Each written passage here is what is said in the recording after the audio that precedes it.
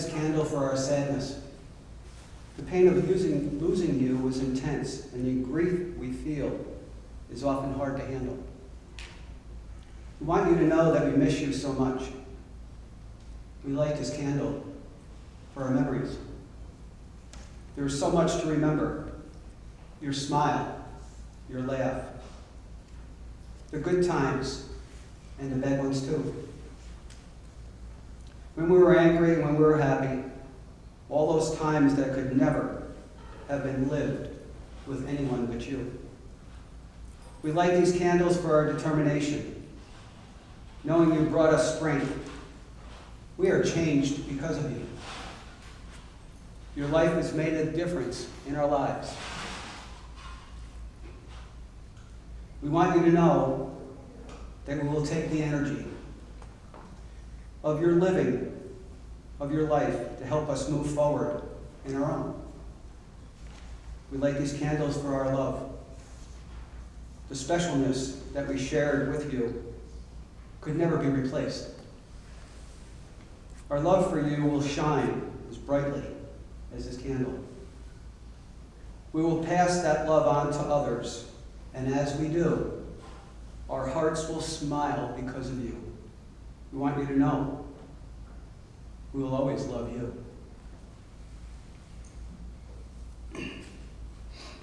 A verse taken from the Bible, John 14, 1-4. Let not your hearts be troubled. Believe in God. Believe also in me. In my Father's house are many rooms. If it were not so, I wouldn't have told you so. I would not have told you to go and prepare a place for you. And as I go and prepare a place for you, I will come again, and I will take you myself. That is where I and you will also be. And you know the way where I am going. Another verse from Isaiah 41, 10-13. Fear not, for I am with you. Be not dismayed. For I am your God. I will strengthen you. I will help you. I will uphold you with my righteous right hand. For I, the Lord, your God, will hold your right hand. It is I who say to you, fear not. I am the one who helps you. Father of life, I thank you for my father. He was such a blessing to me while he was still with us. I still miss him so much. I thank you for what he left me, the gifts of love and faith. I pray he has enjoyed your embrace, that your relationship with him I have right now might someday be renewed with you in heaven. Until then, I entrust him to your love and ask you to let him look out for me and to assist me to stay on the right path. Today we gather today for a celebration of life for Edward D. Foulke. And in the time of Edward's birth, Saturday, March 21st, 1925, Sam Gokus gained notoriety as a Dutch composer and conductor.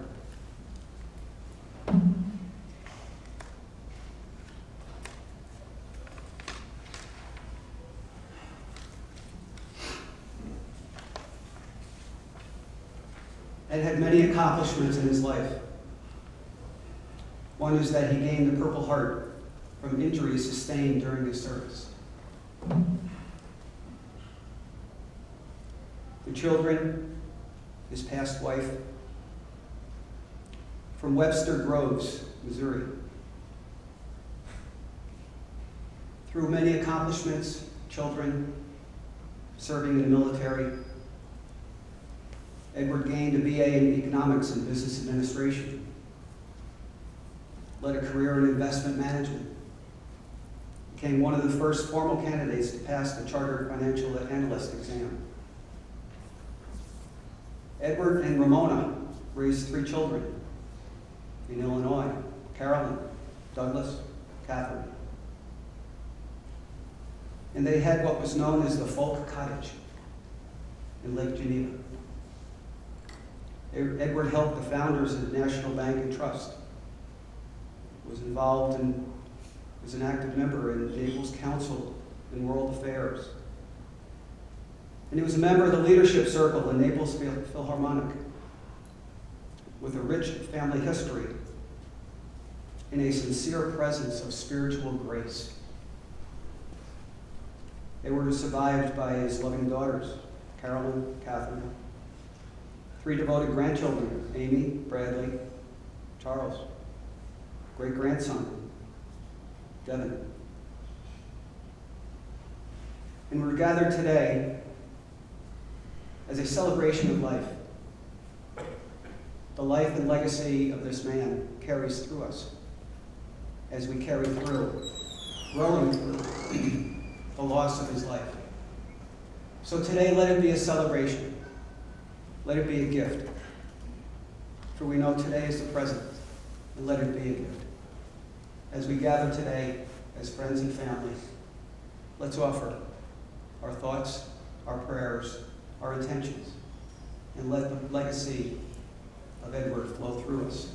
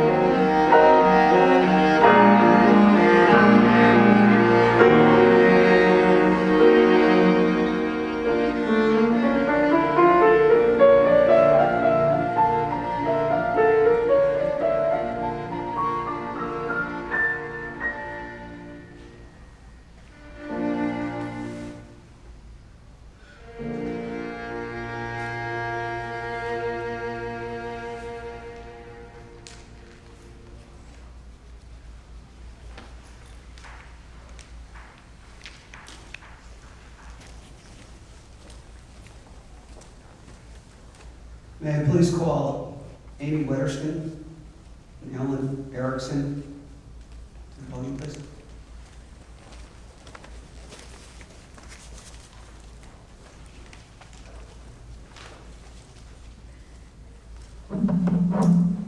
Psalm 23, with an interpretation written by Edward D. Foulke. The Lord is my shepherd. Divine indwelling love guides me. Bright ideas continually are flowing to me. Peacefulness fills my consciousness. I shall not want. He maketh me to lie down in green pastures. A sense of calmness fills my thoughts. My spiritual sense is renewed. My thinking is directed into channels where good unfolds. He leadeth beside me the still waters. He restoreth my soul. He guideth me in the paths of righteousness for his name's sake. Though I walk through the valley of the shadow of death, I will fear no evil, for thou art with me. Even though I am moving through human experiences, fearful and confused, thinking cannot prevail, because my awareness of the presence of good can never leave me. Thy rod and thy staff, they comfort me. Spiritual strength and understanding are always at hand. Thou preparest a table before me in the presence of mine enemies. My supply of bright ideas is ever available, even in the midst of seeming threats. Thou anointest my head with oil, my cup runneth over. I am imbued with spiritual inspiration from the source of all good. Surely goodness and mercy shall follow me all the days of my life. Good continues to unfold every day in my experience. And I will dwell in the house of the Lord forever. I can never leave the consciousness of infinite love.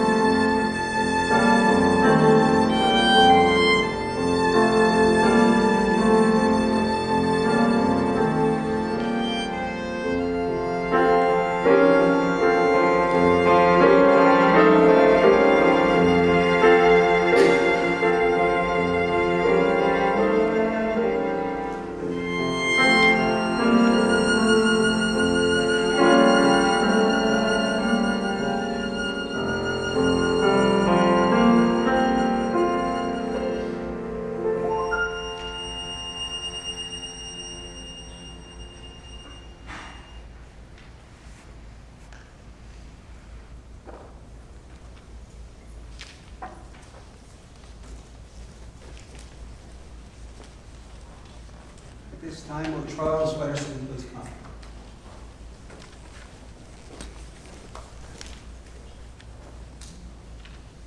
Thank you all for coming. Thank you to the orchestra and my mom for putting all this together, and of course the family. 750 million breaths, 3.5 billion heartbeats. These are extraordinary numbers. Since my grandpa passed, I've been thinking a lot about what made my grandpa a great man. This concept of a great man came after our conversation a few months ago. Our phone calls started, as you might imagine, with a brief review of the weather, of course.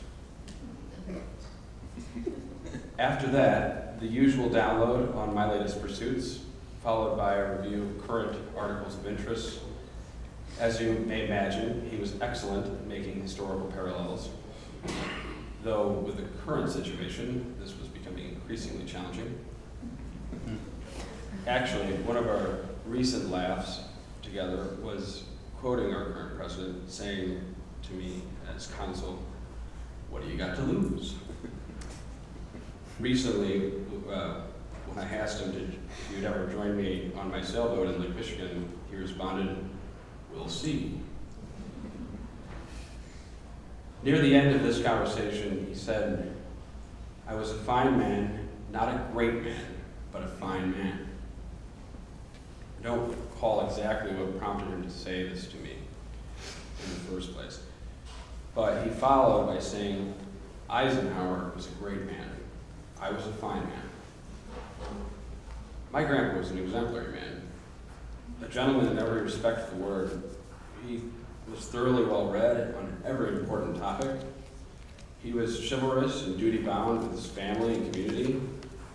He never complained. He had intestinal fortitude. For me, my grandpa was the person, more than any other person, that I wanted to show that I was all the adjectives he would list to describe a person of class. Highest on his list was integrity, though perhaps even higher was forgiveness. Thankful for me. In every respect, he walked the walk and talked the talk. He did the work both intellectually and spiritually. Though we've had conversations throughout my life about spirituality, it wasn't until he passed that I realized that my grandpa was a spiritual giant. His daily meditation started way before meditation became cultural mainstream. Even though he didn't regularly attend religious services, he concluded most days reading books on spirituality. His favorites was Recovering the Soul by Larry Dossey. He was the most grounded and wise person I've ever met. He always picked up the phone, listened unassumingly, and gave insight with grace. His gentle means of sculpting souls will take me years to understand. I feel like my life has been a poor attempt to imitate the man. So, Grandpa, here's to you. You gave me the gift I never can repay. I thank you for the kindness of your example. Your humility and grace is the light of my life. You are a great man.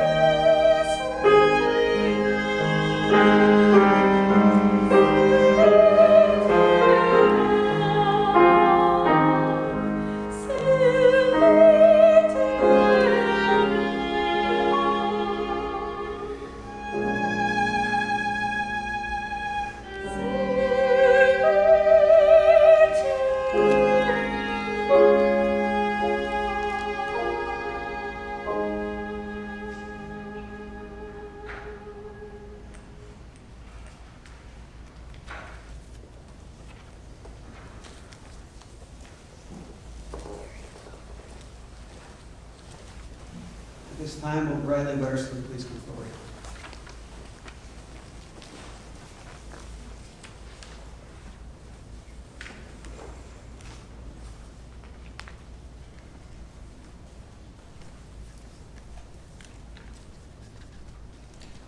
How many people here listen. I mean, really listen anymore. I'm starting to think that in this day and age of instant communication, when you can click a button and get almost any information you want, that we're only listening to what we want to hear. That sometimes we're just listening for when it's our turn to speak. My generation has become accustomed to instant gratification. Too much of the time we tune out the second our desires are met. Too easily tune out, and I'm very much guilty of this myself, as my lovely girlfriend Lily over here is supporting me here, will gladly attest to. My grandpa, as I referred to him for the last decade or so, would shock me with his ability to recall conversations that I'd had with him that I had completely forgotten. Some of them happened years ago, and others were as recent as the previous day or week. He listened and he remembered. He knew my interests, and he was always eager to discuss them with me and bring his wisdom to the topics. I will truly miss the newspaper clippings that I received in my mailbox showing me that he had listened, truly thought about what I had brought to the table. He showed me time and time again that these little thoughtful gestures, I never realized before what a sincere compliment it is to truly be heard. Grandpa would often lean on me for technical tasks to solve. Sometimes they were as simple as helping him remove icons from his computer or figuring out why the volume of his TV wasn't loud enough. He probably could have figured these out on his own, but I'd like to think that he looked for ways for us to connect. He loved engaging me in something that I could do well, regardless of the magnitude of the project. I think he also liked seeing a sense of accomplishment on my face when I finished something and turned to him saying, "And there you go, Gramp, what's next?" He knew how much joy it brought to me to help him out. He always listened, and he always loved unconditionally. About a year ago, I acquired a high-flying drone. Many of you might know what this is, but I was able to fly to the Gulf and back with it at speeds in excess of 40 miles an hour. I mean, this thing is fast, and I decided to bring it to Bentley this past Christmas to show my grandpa and his Saturday morning men's group the drone.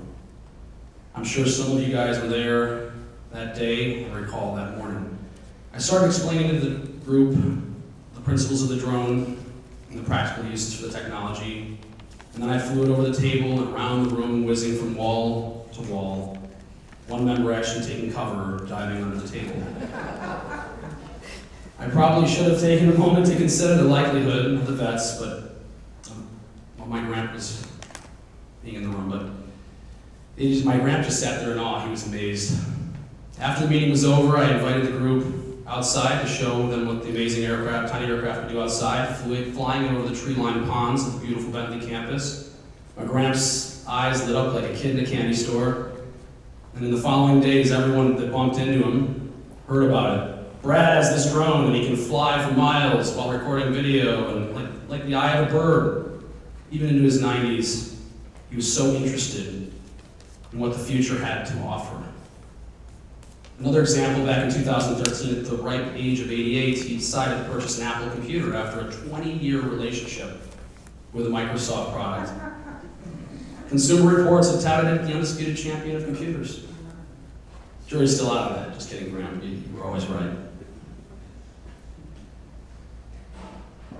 So roughly 10 years ago, I really started to connect with my grandfather. I was 25 then, and he was 83. I was struggling to find a fruitful career path, hopping from job to job and school to school, trying to find my way. Gramps stepped in, coaching me to spark my interest, regardless of whether he could relate or not. He pushed me to pursue my passions, because according to him, there was no better time than when you're young to focus on the expansions of your strongest aptitudes. My life's passions have revolved around automotion. Yes, trains, planes, and automobiles. Years ago, I would tinker with an old car in my garage until the wee hours of the morning of my father's garage. My grandfather knew this was something that I was truly passionate about. He pushed me to explore this aptitude and attend school in automotive management. His quiet support, I know he had difficult speaking up at times, but he knew that I needed to follow my own journey to success. This meant the world to me. He believed that as long as I was passionate about something I was doing, everything would fall into place. In conclusion, my grandpa was a man who grew up in a time when a car was nothing more than a carburetor, spark plugs, and an engine block. The change he had seen in his world over his lifetime was profound and certainly overwhelming, but Grandpa was always looking into the future, never polarizing his views too deeply on taking another point of view into consideration. He was always open to change, looking towards the future. This is what I will take with him in my life, ensuring his legacy is never forgotten. And with that, I'll bring up my son, Devin, to help me read the Velveteen Rabbit story.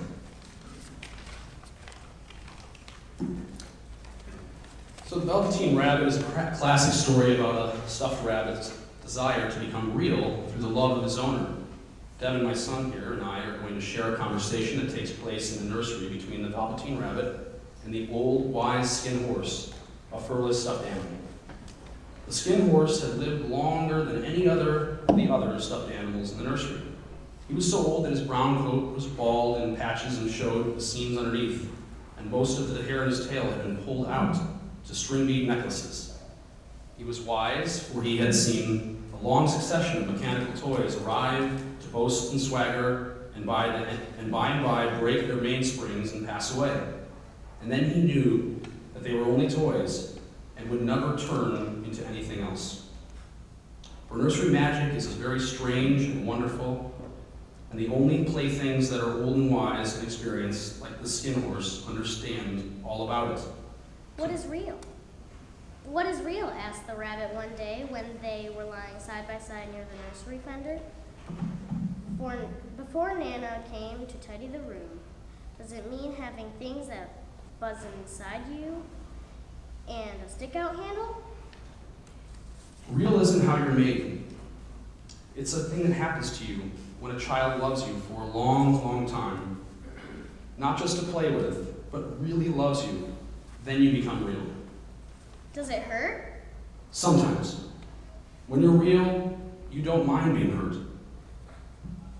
Does it happen all at once, like being wound up or bit by bit?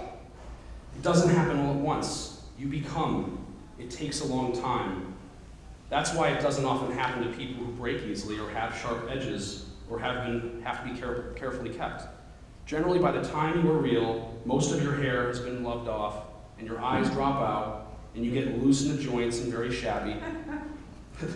But these things don't matter at all, because once you are real, you can't be ugly, except to people who don't understand. I suppose you are real. And then he wished he had not said it, for he thought the skin horse might be sensitive, but the skin horse only smiled. The boy's uncle made me real. That was a great many years ago, but once you are real, you cannot become unreal again. It lasts for always.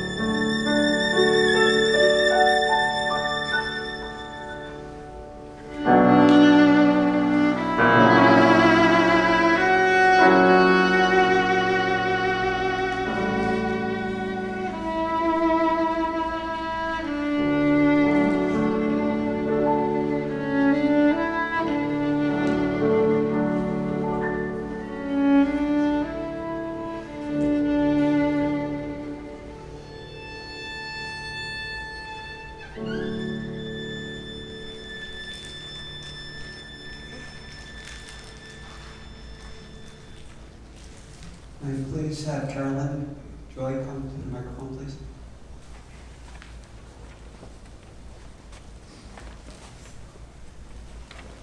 Hope I get this right. My father would have thoroughly enjoyed the phenomenal music we're hearing, as he derived immense joy from his lifelong love of classical music. Earlier in May, he and I heard an amazing performance of Beethoven's Third Symphony at the Naples Philharmonic. I believe Glenn was front and center. This afternoon, we're privileged to have these wonderful musicians. As most of you know, my father was a man of many interests, and he enjoyed conversation. I spoke with him several times a day, and he talked with my sister and each of his 3 grandchildren at least once a week, if not more. As you've heard from my sons, he was a wise, seasoned sage who was able to hold confidences and offer solid advice. He was well informed and thought deeply about many subjects that he pursued throughout his life. A lifelong learner, he was interesting because he was interested. He enjoyed having friends over for dinner and conversation. Some of you may have joined in recent months. The last conversation I had with my father was typical of many that I've had with him over the last several years. I checked in on how he was feeling and if progress was being made on current health challenges. He moved off that topic quickly, as he was eager to hear any updates on the varied activities in Chicago of myself, Kathy, and the grandchildren. I filled him in. Then I asked him how things went at his Saturday morning men's group, the No Names. He told me he brought in an article which became a springboard for a discussion with varying points of view expressed. He mentioned that he was concerned about a member of the group who hadn't attended in a few weeks, and he was going to call him. He often mailed clippings of interest to all of us, again testifying the interest he had in all of our pursuits. He was looking forward to Kathy's visit over Memorial Day weekend. We finished the conversation as he was ready for dinner, and he was going to watch coverage of the royal wedding. We signed off with "Love you" and "Let's talk" when we were ready for bed. Unfortunately, I wasn't able to have that conversation that night. The bedtime ritual of reading a few of his inspirational cards was something we enjoyed when I visited. The cards were writings, some of his own, that he had accumulated throughout his life. His interpretation of Psalm 23 that Amy and Ellen read was in the cards. I'd like to share a few of them with you all. This was written in 1969. In every situation, look to see what you can give to it rather than get from it for yourself. Give a listening ear, an encouraging word, a personal insight, not for glory or to be heard, but in the spirit of giving. Another one of his writings.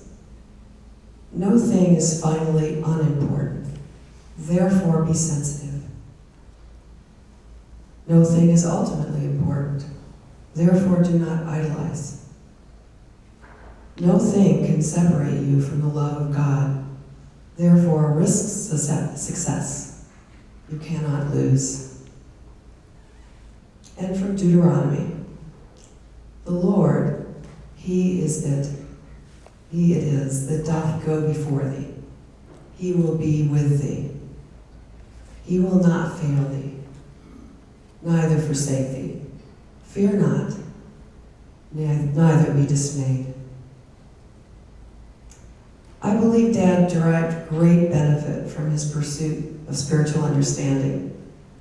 In recent years, he focused on forgiveness, gratitude, and joy. During a one-on-one with him last Christmas, he gently encouraged me to work on forgiveness, with the idea that it was really more about releasing myself than the other person.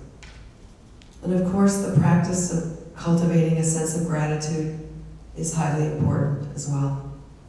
In particular, I'd like to focus on joy.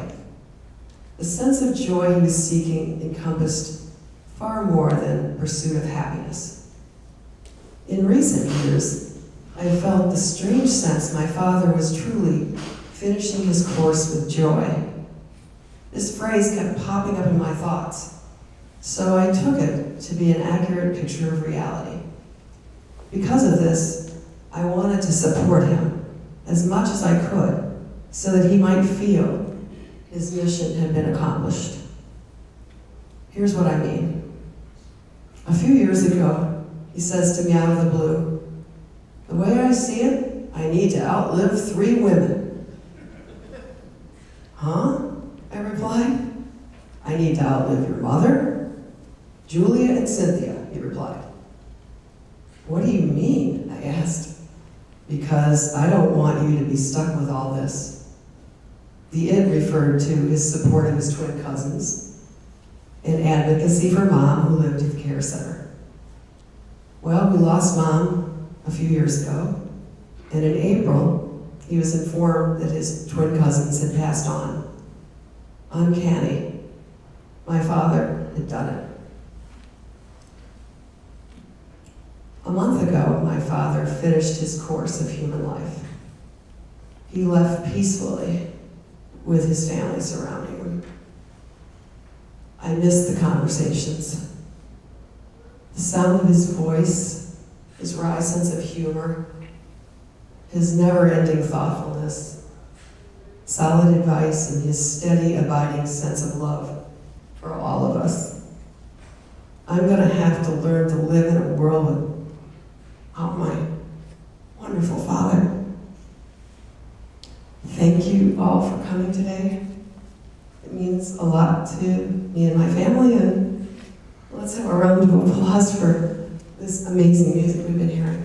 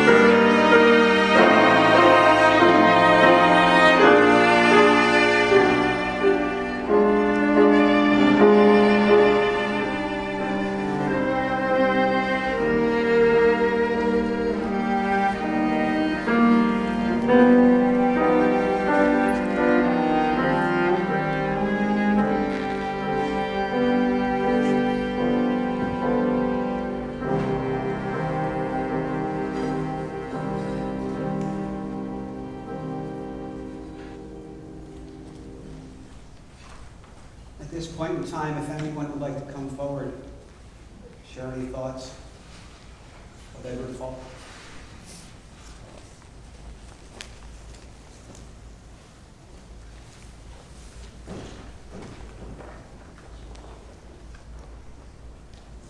My name is George Clausen. I've been here 15 years. I got to know Ed and when my wife was in the care center, and he was over there for a while. We got to know each other and found out that he was a member of a forum club, and so was I, and that's a club down in downtown Naples. He needed a ride, and I needed some company, so I picked him up, and we went there for several years. So I got to know Ed very well. So what do you do driving 30 minutes, no, not 30 minutes, but picked him up, and it was about 3 or 4 hours. What do you spend your time doing? So we really found out about each other, our lives. And we really had quite a time because it was like 12 meetings a year for several years, okay? So let me tell you about my impression of Ed. First of all, he did join the service. He was going to do officers training, but all of a sudden the Germans were building up huge sectors of people and machinery, which later became the Battle of the Bulge, which was probably the biggest battle in World War II in Europe. So he was in officers training, but all of a sudden they needed people over there real quick. So he was taken with about 200 or 300 other 1,000 people, recruits, but he had been in the service a little. And so he was sent over there, ill-equipped. Before the war really started bad, but ill-equipped, didn't have the, let's say, the boots and the cold weather gear that had to be had. And he was assigned to be a sniper, okay? So all of a sudden they started over there. And he was in the middle of it and got the Purple Heart. He was in a hospital for a couple of months, maybe 2.5 months or something in France. And then all of a sudden they said, you're well enough, and if you're well enough, that doesn't mean you're really well, but you're good enough to get back into it. So he spent the rest of the war over there in Germany. Well, he later became an officer, because he started out to be one, and he wanted to be one. And he became an ensign, an officer in the Navy. Now, I'm not going to go into that, because that's a whole other story, but you find a lot of these things out when you talk to people. Why am I up here? Because I think Ed was an unusual person that I not only admire and I like. He was successful. I envied him because he went into service as a young kid, not even 20 years old. And by the time he got out with what he went through, he was a mature man, like none of the real young kids today are. So he got into investments and into banking and all that, and I learned all about that. And I really did enjoy, in fact, I envied him because he was a very successful person, and he came up the hard way. Ed is in heaven right now with Jesus. I'm totally convinced. That's where my wife is. And he's at peace, finally, at peace. So all I can say is, God bless you, Ed. He's the kind of person that put our country together during World War II, and we miss him. Well, I'll sort of speak for Kathy. I'm her dude. We've been together for decades, and so I had occasion to deal with Ed for decades. And in particular, while I was hearing Brad rattle off various considerations, what was going through my mind was all the stuff that your dad and your grandpa and me didn't get to, of all the stuff that we did, but there was quite a bit of stuff that we didn't. And a fair amount, indeed, pertinent to some of the things you referred to going on nowadays. Your title of your talk was about forward thinking, and you made a reference implicitly, if not explicitly here and there, to other points of view. And I've known some pretty smart folks, pretty well-educated folks in my time. I'm of a mind to say that your grandpa was one of the better ones at not merely sort of talking that talk, but walking that walk. You know, there's all sorts of smarty pantses. I've been around the block here and there in certain circumstances who are very glib and very knowledgeable. But when it comes to giving folks a fair hearing, well, your grandpa wasn't MIA in Europe, and he wasn't MIA on this stuff either. And, you know, he and I don't think ever got as philosophical at any length as I'm gonna, you know, just trying to do now in these few minutes. The sort of thing that I regret not getting to, it didn't occur to me at the time, in time, for instance, was Adam Smith's 4 Virtues. He wrote about 4 virtues. This was before, you know, his famous stuff. Prudence, benevolence, justice, a sense of justice, and self-command. Okay? And the other thing that occurs to me that I don't remember us getting explicit about, but is well worth taking into account, especially nowadays, we probably never specifically talked about Cup's show. Who knows if you've ever heard of that? But it was on WGN in Chicago 50 years ago, give or take. And the subtitle of the show was The Lively Art of Conversation.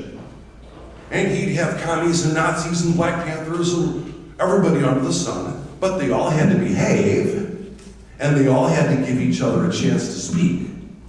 Now, when you've got Nazis and commies and thises and that's, the chances of them getting to open their hearts to each other ain't very good.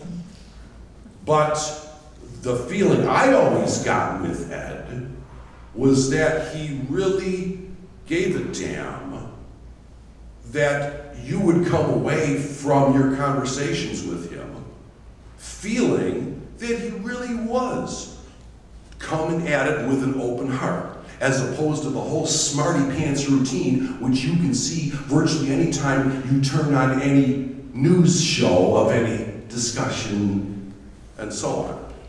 Well, you know, that's, again, especially in the, you know, he and I, we saw him a good year ago and whatnot, and we talked about all sorts of stuff.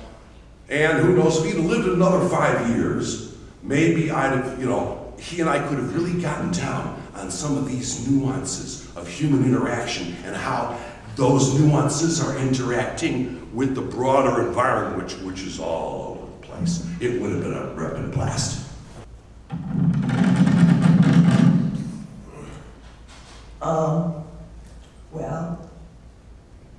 I don't know how to go into great detail, but whatever my dad had to say was significant.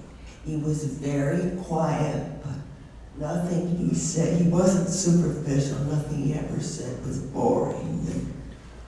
Well, you know, he did care. He really deeply cared. And he worked very hard for all of us. And, you know, his interpretation of the 23rd Psalm, I enjoyed going over today. And, you know, it's gonna be hard for me. And, you know, just a sense of emptiness, no dad to call, no dad to visit, things like that. But what he had to say, whatever he had to say was significant. Thank you. In appreciation for our music this afternoon, I'd like to acknowledge Glenn Basham, violinist, Eric Boschinger, cello, Peter Van Vick, piano, and Rebecca Richardson, soprano.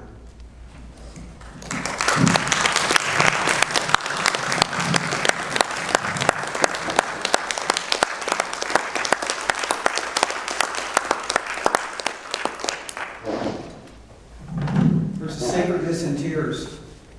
They're not the mark of weakness, but of power. They speak more eloquently than 10,000 tongues.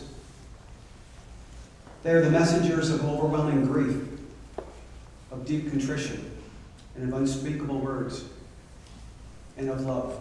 Washington, Oregon. In the benediction, in closing, I offer you this quote of St. John's Gospel in the Bible. For God so loved the world that he gave his only begotten Son, that whoever believes in him shall not perish, but have eternal life. Let us pray. Eternal Spirit, loving God, our Father, before whom generations rise and pass away, we find that even in the face of death, our words can be those of thanksgiving. We are thankful for Ed's life, his life with us, one for whom love and family were important, one whose life was lived with vigor, for the struggles of life and for the triumph of character over trial, courage over difficulty, faith over sorrow. We give thanks. God grant us such strength in the memory of Edward that we might be thankful for the gift of life that he has given each of us. In our hearts, may the loss of Edward be balanced by thanksgiving for the life he shared with us.